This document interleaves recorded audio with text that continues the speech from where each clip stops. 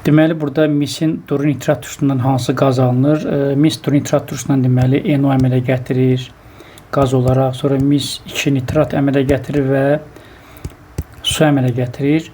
20% məhlul su ilə durulaşdırdıqda hansı faizi məhlul almaq olmaz? Təbii ki, su ilə durulaşdıranda deməli 20-dən yuxarı qiyməti almaq olmaz. Çünki orada qatlı qaz alacaqdır. Yəni 20-dən aşağı rəqəmləri almaq olur, amma yuxarı rəqəmləri almaq olmur.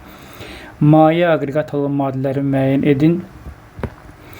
Təbii ki, burada məsəl üçün etil spirtini göstərilir. Etil spirtin maye halındadır.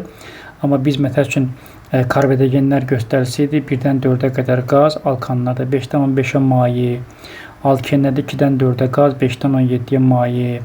Eyni zamanda tutaq ki, izopren mayedir, sonra deməli xlorpren maddə olaraq mayedir, karbohidrogen deyil. Məsələn, stirol mayedir, benzol mayedir, tolol mayedir. Aydındır. Sonra orada etilen glikol mayedir, yəni gliserin mayedir və s. Yəni bu şəkildə göstərmək olar. Tripeptiddə neçə ədəd peptid rabitə var? Təbii ki, tripeptid 3 dənə amin turşudur və amin turşunun sayı o ayrılan suyun və rabitənin sayından bir vahid çoxdur. Ona görə 2 dənə olacaq. Tripeptiddə 2 dənə peptid rabitə olacaqdır. Tərkibində hidrokarbonat olan suyun codluğu hansı sudan qaldırmaq olar? Bu müvəqqəti codluqdur. Müvəqqəti codluq qaynatmandan aradan qaldırılır.